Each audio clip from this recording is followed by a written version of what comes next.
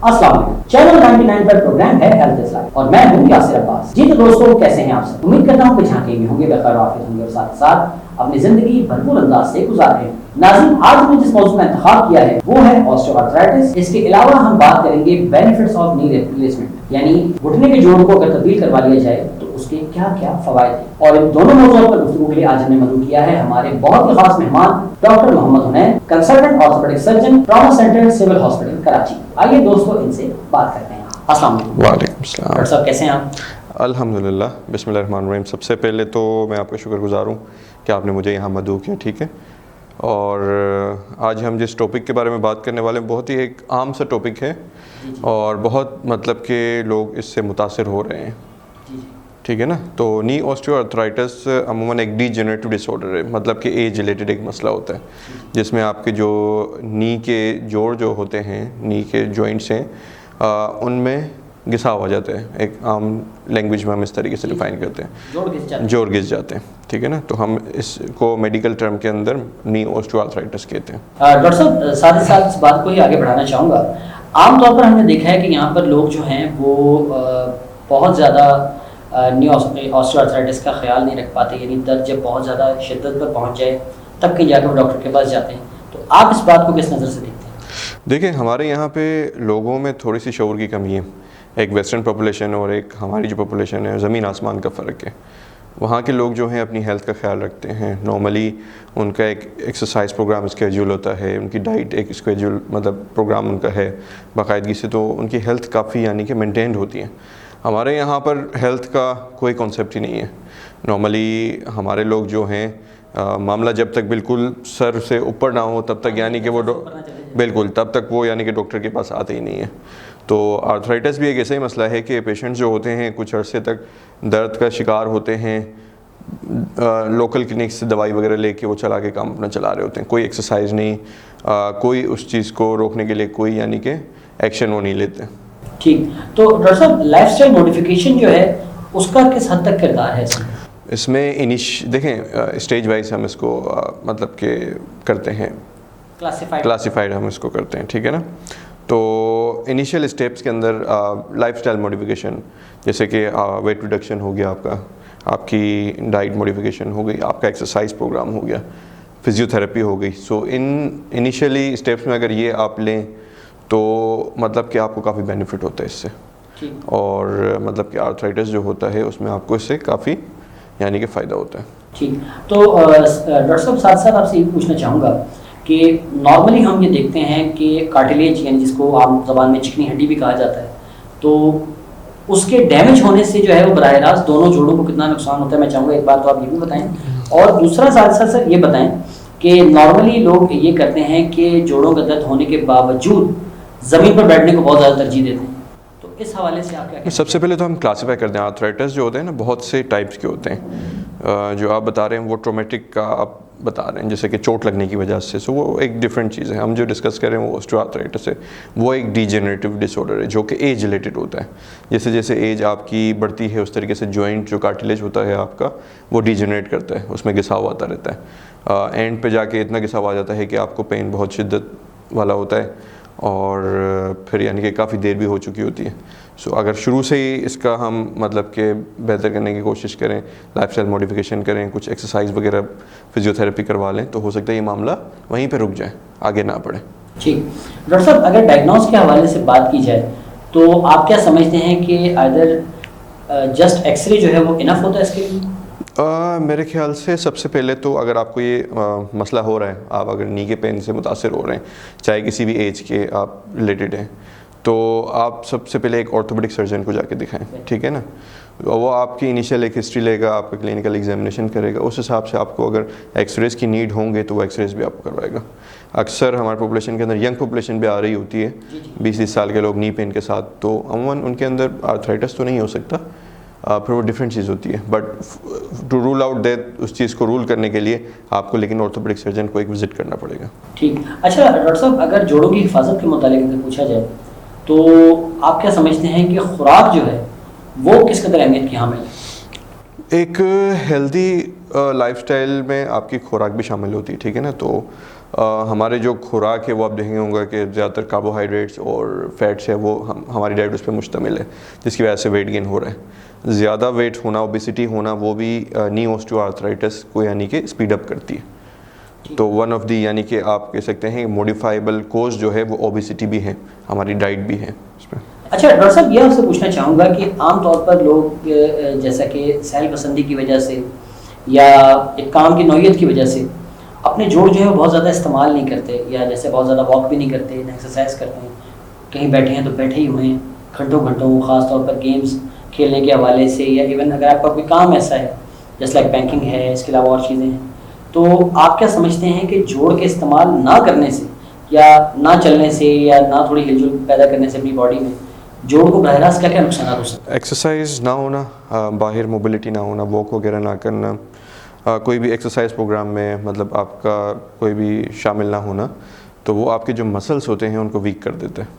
جب آپ کے مسلس ویک ہوتے ہیں تو آپ کے جوائنٹس اوور لوڈ ہوتے ہیں، ٹھیک ہے نا، کیونکہ مسلس آپ کے جوائنٹ کو ایک چلا رہے ہوتے ہیں، سپورٹ کر رہے ہوتے ہیں، جس کی وجہ سے آپ کے جوائنٹس پہ لوڈنگ ہوتی ہے، ان پہ آرتھرائٹس ہونا ڈیولپ اسٹارٹ ہو جاتا ہے وہ.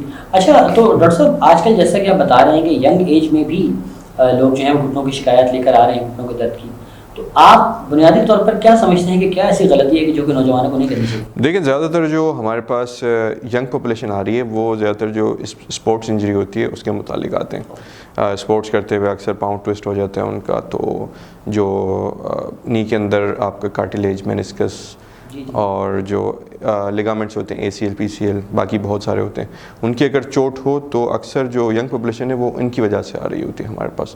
سو وہ ایک ڈفرینٹ ٹاپک ہے اسپورٹس سرجری کو لے کے. اچھا ڈاکٹر صاحب، آپ سے یہ پوچھنا چاہوں گا کہ جوڑوں کے درد کے حوالے سے سیلف میڈیکیشن کتنی خطرناک ہے؟ دیکھیں، اگر آپ کسی ڈاکٹر کو نہیں دکھاتے، میں آرتھوپیڈک سرجن کی بات نہیں کر رہا ہوں، کسی ڈاکٹر کو بھی نہیں دکھاتے اور خود یعنی کہ میڈیکیشن لیتے ہیں، تو ہاں، تو وہ آپ کے لیے زیادہ خطرناک ہوتی ہے. آپ کو پتہ نہیں ہوتی کہ میڈیکیشنس اور کیا کیا سائیڈ ایفیکٹس کیسے ہو سکتے ہیں، مقدار اس کی کتنی ہوتی ہے. سو یہ خطرناک ہو سکتا ہے پیشنٹ کے لیے، ٹھیک ہے نا. ٹھیک، تو ڈاکٹر صاحب اس کے ذریعے اگر جوڑ کے نقصان کی اگر بات کی جائے تو آیا کہ ایسا ہو سکتا ہے کہ آرتھرائٹس دیکھیں یہ ہمارے لیے ایک طریقے سے نیگلیکٹ ہی ہے کہ جو پیشنٹ ہے وہ ڈاکٹر کو نہیں دکھانا چاہ رہا یا سرجن کو نہیں دکھانا چاہ رہا، وہ خود سے میڈیکیشن یعنی کہ کیے ہوئے ہیں، اس کے پاس وہ نالج نہیں ہے جس سے وہ اپنے جو مسائل ہیں ان کو ٹریٹ کروا سکیں. سو اس کے لیے نقصان دہ ہوگا آگے جا کے. ٹھیک. اچھا ڈاکٹر صاحب، ساتھ ہی ساتھ یہ بھی دیکھا گیا ہے کہ نارملی لوگ جو ہیں اگر جوڑوں کا درد ان کا ڈیولپ بھی ہو جاتا ہے تب بھی وہ اپنا جو لائف اسٹائل ہے وہ وہی رکھتے ہیں. اس کے حوالے سے آپ کیا کہنا چاہیں گے؟ ہمارے یہاں پہ یہ بہت ہی کامن چیز ہے. اکثر جو 90% پاپولیشن ہے وہ ہماری ایسے ہی مطلب کرتی ہے، نیگلیکٹ کرتی ہے. جو درد ہوتا ہے اس کو سہ رہی ہوتی ہے، میڈیکیشنس وہ لے رہے ہوتے ہیں، اس کی وجہ سے ان کو پھر دوسرے مسائل بھی ڈیولپ ہو جاتے ہیں. زیادہ آپ کی پین میڈیکیشن لینے کی وجہ سے آپ کو گیسٹرک ایشوز ہو سکتے ہیں، رینل ایشوز ہو سکتے ہیں آپ کو، اور بھی بہت سارے مسائل ہیں، ٹھیک ہے نا. تو یہ ساری چیزیں مطلب آپ ایک ڈاکٹر کو پہلے ایک ان سے ریفر کریں، ان کے پاس جائیں، اس کے بعد یعنی کہ آپ یعنی کہ میڈیکیشن کی طرف آئیں. اچھا ڈاکٹر صاحب، یہاں پر یہ بھی ایک سوال پیدا ہوتا ہے کہ تقریباً کتنا وقت درکار ہے کہ ری وزٹ کیا جائے یا ری وزٹ کرنا چاہیے ڈاکٹر؟ دیکھیں، وہ ڈپینڈ کرتا ہے ڈاکٹر ٹو ڈاکٹر. آپ کا ڈاکٹر ہی ایڈوائز کرے گا کہ آپ کو واپسی کب ان کے پاس آنا ہے. یہ protocol doctor to doctor vary کرتا ہے. ٹھیک. اور اگر پیشنٹ جو ہے وہ اس بات کو بھی اگر نیگلیکٹ کرے، اگر نیگلیکٹ کرے گا تو وہی بات ہے کہ پھر وہ پیشنٹ کے لیے نقصان دہ بات ہے. اچھا ڈاکٹر صاحب، آپ سے یہ پوچھنا چاہیں گے کہ عام جو ہماری عوام ہے وہ اگر بہت زیادہ افیکٹڈ ایسی ہوتی ہے کہ نی ریپلیسمنٹ تک کی اگر نوبت آ جائے تو ایسی صورت میں اس کو کیا کرنا چاہیے؟ سب سے پہلے اگر آپ کو پین ہو رہا ہے گھٹنے کے اندر یا ایسا کوئی مسئلہ ہو رہا ہے جو کہ وقت لے رہا ہے جانے میں، تو آپ کو سب سے پہلے تو ایک آرتھوپیڈک سرجن کو یعنی کہ دکھانا چاہیے. آرتھوپیڈک سرجن آپ کا معائنہ کرے گا، آپ سے کچھ ایکس ریز وغیرہ کروائے گا. اس کے بعد اگر آپ کا معاملہ جو ہے کافی انیشیل اسٹیجز پہ مائلڈ سا ہے تو وہ آپ کو انیشیلی لائف اسٹائل موڈیفیکیشن، ٹھیک ہے نا، اس کے علاوہ فزیو تھراپی، ایکسرسائزز اور آپ کی ڈائٹ وغیرہ موڈیفائی کرنے کے لیے بولے گا. اگر معاملہ بہت ہی شدت اختیار کر گیا، بہت ہی لارج اسٹیج پہ مطلب جوڑ بالکل ہی ختم ہو چکا ہے، تو پھر اس کے اندر ہمیں نی ریپلیسمنٹ سرجری کی طرف جانا پڑتا ہے. اس کے لیے آپ کے یہ ہے کہ آپ کو کسی آرتھوپیڈک سرجن کو دکھائیں گے تو پھر آپ کو یعنی کہ اس پر پہنچیں گے کہ آپ کا کیا یعنی کہ حل ہے. ٹھیک. اچھا تو ڈاکٹر صاحب ان لوگوں کے بارے میں کیا کہنا چاہیں گے کہ جو ایک کنسرنڈ ایک کنسلٹنٹ آرتھوپیڈک سرجن کو نہیں دکھاتے, ادر آپشنس کی طرف چلے جاتے ہیں؟ دیکھیں وہ خود کا ہی نقصان کر رہے ہیں. اگر کوئی آپ کا ویریفائڈ ڈاکٹر نہیں ہے, ایک آرتھوپیڈک سرجن نہیں ہے, کوئی بھی کسی بھی فیلڈ سے ریلیٹڈ آپ کا مطلب کہ ڈگری یافتہ ڈاکٹر نہیں ہے, سو اس کے پاس جانے سے آپ کو ہی نقصان ہوگا اور آپ ہی مطلب جو بھی نقصان ہوگا وہ جھیلیں گے اور آپ ہی اس کے ذمہ دار ہیں. ٹھیک. اچھا تو ڈاکٹر صاحب آپ کیا کہنا چاہیں گے کہ آسٹریو آرتھرائٹس کا کون سا ایسا گریڈ ہے کہ جس پر اگر گھٹنے آ جاتے ہیں تو اس کے بعد نی ریپلیسمنٹ ہی اس کا آخری حل ہے؟ دیکھیں بہت ہی اس میں سمٹمیٹک آپ کو دیکھنا پڑتا ہے کہ اگر last stage of the arthritis آپ کو دکھ رہا ہے ایکس ریز میں, اس کے ساتھ پیشنٹ کی اگر سلیپ ڈسٹرب ہے, ٹھیک ہے نا, پیشنٹ کو موبلٹی میں بہت مسئلہ ہو رہا ہے, بالکل ہی نہیں چل پا رہا, پین بہت ہی زیادہ سیویئر ہے, نیند سے انہیں اٹھنا پڑ رہا ہے, so I guess they should go for surgery. ٹھیک. تو ڈاکٹر صاحب ساتھ ساتھ یہ بھی پوچھنا چاہوں گا کہ نارملی جو ہے وہ لوگ اس وجہ سے بھی نہیں کروا پاتے کہ یہ بہت مہنگا علاج ہے. ہاں صحیح کہہ رہے ہیں, کیا کہتے ہیں؟ بالکل مہنگا علاج ہے, تبھی ہم سرجری سے پہلے فزیو تھراپی اور انیشیل جو کنزرویٹو مینجمنٹ ہے وہ ضرور کرواتے ہیں پیشنٹ سے, دیکھنے کے لیے کتنے پرسنٹیج پیشنٹ کو بہتری آ رہی ہے, ٹھیک ہے نا. تو انیشیل اسٹیج پہ آپ کو life style modification, physio therapy, exercise یہ رجیم کرنی ہی پڑتی ہے, تو اس میں ہو سکتا ہے کچھ بہتری آ جائے. ٹھیک. اچھا تو ڈاکٹر صاحب ایک بات آپ سے اور بھی پوچھنا چاہوں گا کہ اکثر اوقات جو ہے وہ لوگوں کا بڑا کنسرن ہوتا ہے کہ عمومی طور پر ایک جو اچھا ریپلیسمنٹ جوائنٹ ہے وہ کتنے سال چل سکتا ہے؟ اور جو لائف ہوتی ہے وہ آپ کا اٹ ٹیکس لائک 2 decades اور مور دین 2 decades آپ کا چل سکتا ہے, ٹھیک ہے نا. 20 to 25 years اس کی لائف ہو سکتی ہے, اگر اچھے سیٹ اپ سے ہو, اچھا امپلانٹ ہو تو آپ کا اتنا ٹائم لے سکتے ہو. تو ڈاکٹر صاحب عام طور پر ایسا بھی ہوتا ہے نا کہ کئی ایسے پیشنٹس دیکھے گئے ہیں کہ جن کا بہت شدید درد جو ہے وہ ریپلیسمنٹ کے بعد بھی رہتا ہے. دیکھیں جو آپ کا نی ریپلیسمنٹ کے بعد جو چیز آپ کو پین دے رہی ہوتی ہے, جوائنٹ سرفیس ہوتا ہے, وہ تو ٹوٹلی یعنی کہ ریپلیس ہو جاتا ہے, ٹھیک ہے نا. تو موسٹ لائکلی پین جو ہو رہا ہوتا ہے وہ اس وجہ سے نہیں ہو رہا تھا, وہ ڈفرینٹ اس کے ریزنس ہوتے ہیں, یا تو جوائنٹ اسٹفنس رہ جاتی ہے, یا تو پیشنٹ کی مسل ویکنس ہوتی ہے اس وجہ سے ہو رہا ہوتا ہے, ٹھیک ہے نا. اور اس کے علاوہ پیشنٹ کی اکثر وہ خود سستی ہوتی ہے, فزیو تھراپی وغیرہ ٹھیک سے نہیں کر رہے ہوتے ہیں, سو اس وجہ سے ان کا پین تھوڑا سا کنٹینیوڈ ہوتا ہے. ٹھیک. اچھا ڈاکٹر صاحب عام طور پر میں چاہوں گا کہ متس کے حوالے سے بھی آپ ہمارے ناظرین کو یہ بات بتائیں. عمومی طور پر لوگ جو ہیں وہ اس وجہ سے بھی نہیں کرواتے کیونکہ اطراف کے لوگ کہہ دیتے ہیں کہ جناب وہ فلاں نے کروایا تھا تو وہ تو چل ہی نہیں پایا, فلاں نے کرایا تھا وہ تو اٹھ نہیں پایا. آپ ان میں دیکھیں آپ مطلب کہ ایگزامپل دیں گے نگیٹو کی تو وہ نگیٹو پرسیو ہی کریں گے, ٹھیک ہے نا. آپ اگر ان کو ایگزامپل دیتے ہیں پازیٹیو کی, ان کو اچھا دکھاتے ہیں تو اچھا پرسیو کریں گے وہ, ٹھیک ہے نا. اگر آپ ان کو ملوائیں ان لوگوں سے جو کہ نی ریپلیسمنٹ کے ساتھ بہت ہی اچھا یعنی کہ بہتر کر رہے ہیں, سو وہ موٹیویٹ ہوں گے, انکریج ہوں گے کروانے پہ, اور ان کا مائنڈ بھی اچھا ہوگا آفٹر دی سرجری. لیکن آپ اگر انیشیل اسٹیجز پہ ہی انہیں مطلب نگیٹو کاؤنسل کر دیں گے کہ اس سے کوئی بہتری نہیں ہے, so that will remain in their mind کہ مجھے مسئلہ ہونا ہی ہے. سو ایسے نہیں ہونی چاہیے اپروچ آپ کی پازیٹیو ہونی چاہیے. انیشیلی اگر پیشنٹ اس طریقے سے ہے تو ان کی کاؤنسلنگ ہونی چاہیے regarding the procedure, success rate بتانا چاہیے ان کو کہ سکسیس ریٹ کتنا ہے. جو سرجری ہوتی ہے اس سے پہلے بھی فزیو تھراپی ہوتی ہے, ٹھیک ہے, تاکہ مسلس آپ کے اسٹرانگ ہوں, تاکہ پوسٹ آپ آپ کی ریہیبلیٹیشن اور فاسٹ ہو, ٹھیک ہے نا. سرجری کے بعد بھی آپ کی فزیو تھراپی چلتی ہے.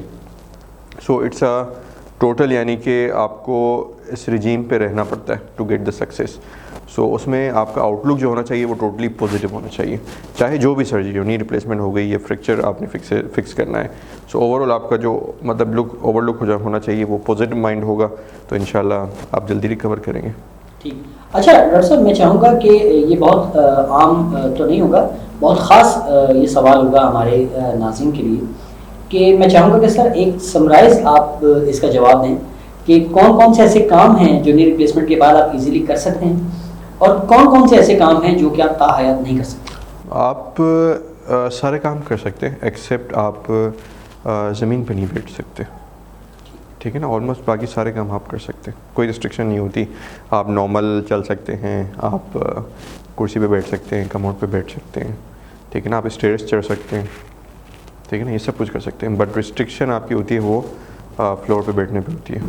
ٹھیک. تو ڈاکٹر صاحب جمپنگ اور رننگ کے حوالے سے آپ کیا کہنا چاہیں گے, یہ بھی منع ہے؟ دیکھیں زیادہ تر جو آپ کا نی ریپلیس ہو رہے ہوتے ہیں وہ اولڈر پاپولیشن کے اندر ہو رہے ہوتے ہیں، تو ان کی اتنی ریکوائرمنٹ نہیں ہوتی کہ وہ جمپ کریں یا اسکواٹس کریں. اس طریقے سے اگر وہ خیال رکھتے ہیں اپنا تو ایک وہ فزیو تھراپی یا ٹارگیٹڈ ایکسرسائز رجیم وہ کر سکتے ہیں اپنی ہیلتھ کو بیٹر کرنے کے لیے، تو وہ ان کے لیے بہتر بھی ہوتا ہے. اس سے یہ ہوتا ہے کہ ان کا جوائنٹ پہ بھی ایشو نہیں ہوتا. ٹھیک. اچھا ڈاکٹر صاحب ایک اور بات جو کہ بہت امپورٹنٹ ہے وہ یہ ہے کہ یونیلیٹرل یا بائی لیٹرل آپ کیا سمجھتے ہیں کہ کیا بہتر رہتا ہے؟